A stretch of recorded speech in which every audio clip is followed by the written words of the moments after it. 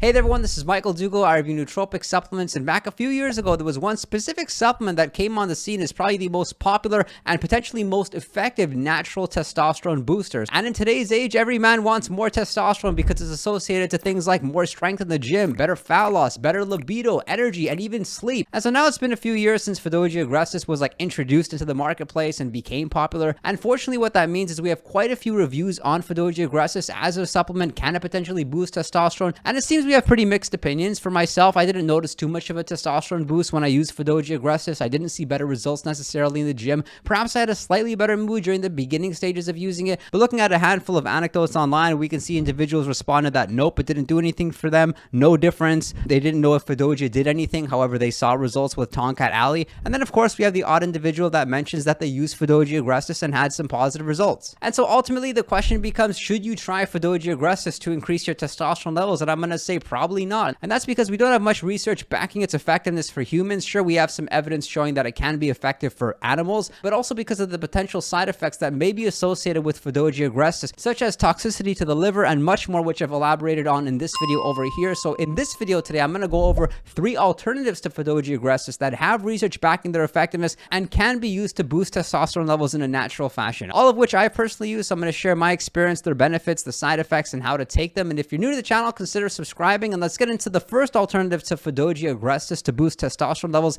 and that would be Tomcat Alley. And Tomcat Alley is probably my favorite natural testosterone boosting supplement, and I've used so many natural testosterone boosting products in the past, and none of them have been anywhere as effective as Tomcat Alley. But not only that, Tomcat Alley hit me a lot faster than some of the other natural testosterone boosting supplements. And it was interesting because I was actually looking for a supplement that would more so help me with the mental benefits that may be associated with better testosterone levels, such as increased aggression, increased energy levels, having better sleep. And I can't say that Tomcat Alley specifically helped me in those areas. More so it helped me with my body composition, with my strength. Especially if you're trying to break through a weightlifting plateau, you'll find that when you use Tomcat Alley, even for a few days, you feel just more aggression and more strength in the gym. And this is one area where Tomcat Alley has some mixed reviews as far as the benefits with cognition. It should theoretically help individuals tolerate more stress, but I found when I use Tomcat Alley, I actually feel slightly more stressed. And that could be because of the fact that it's a pretty strong supplement and there's a lot we don't know about the mechanism of action. But fortunately, Tomcat Alley has a handful of studies backing its effectiveness, not only when it comes to cognition and with things like irritability and confusion, but with body composition. It can help with things like your 1 max rep. It can help with your hand grip strength. It can help with your fat-free mass. So all signs that Tomcat Alley can be used in conjunction with a weightlifting routine for you to see better results in the gym as far as building muscle and losing fat. And I've used quite a few different forms of Tomcat Alley, my favorite being the 2% urocomanol version from Nootropics Depot. I'll typically take 200 milligrams of Tomcat Alley with a meal. If you don't take it with a meal, you may feel very lightheaded, which is a common side effect. And I've talked more about Tomcat Alley in this video over here. You may want to consider taking some time off of it periodically because of the fact it is a strong supplement and most individuals do build a tolerance with it over time. The second alternative to Fadogia Agrestis for increasing testosterone levels in a natural fashion would be Tribulus terrestris. This one may be a bit controversial because there's not as much research backing its effectiveness, but Tribulus terrestris is a supplement that's been around for quite a long time. I found that when I use Tribulus terrestris,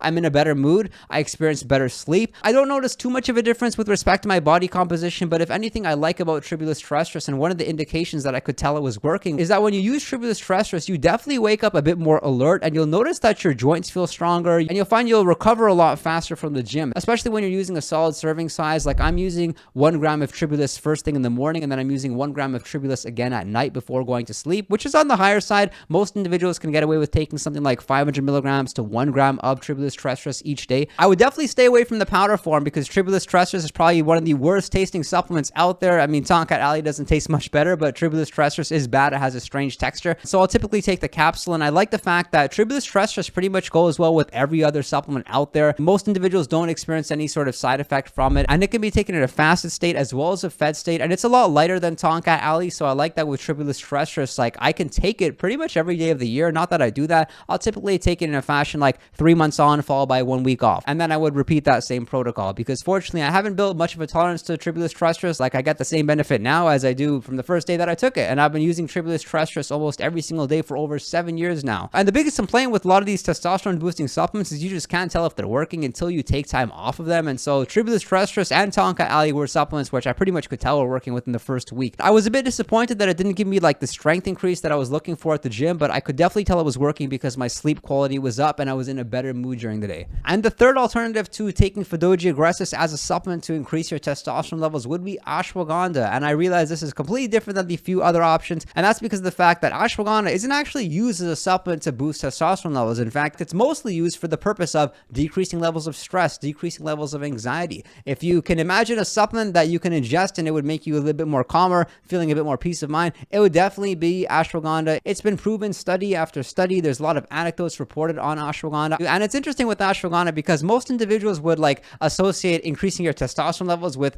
increasing your aggression, whereas ashwagandha is kind of the opposite. Like you may get the testosterone boosting benefits, but you actually feel calmer as a result. And this is also one of the reasons why a lot of individuals don't use ashwagandha. It's because of the fact that people often report feeling demotivated. They feel like a lack of ambition, feeling a bit apathetic about things in life. So you have to watch for that when you're using ashwagandha. I've talked more about the side effects in this video over here because it's often talked about. Like ashwagandha is probably one of the most popular nootropic supplements out there, but just how effective is it for testosterone? There's some conflicting data on that. We have some studies showing that it can potentially boost testosterone levels. Then we have some studies suggesting that it actually doesn't boost testosterone levels as well. You definitely have to be careful with ashwagandha because it's known to actually mess with your thyroid a little bit. The most common thing which happens is that ashwagandha will actually increase your thyroid function, and some individuals would like that, but I'm somebody that has had an underactive thyroid for quite some time. It found quite a bit of time for me to actually find the right medication for me to function properly, and so I'm somebody that definitely has to watch my ashwagandha consumption to make sure that it doesn't interfere with my medication. And of course, what I'd highly recommend before using ashwagandha or any of these supplements for that case, talk to your general practitioner, make sure these supplements are suitable for somebody like yourself. Like I've comfortably mixed all 4 of these supplements together and I responded just fine, but you may not be the same way because we all respond differently to these supplements. In fact, I'm somebody that's pretty sensitive to nootropics,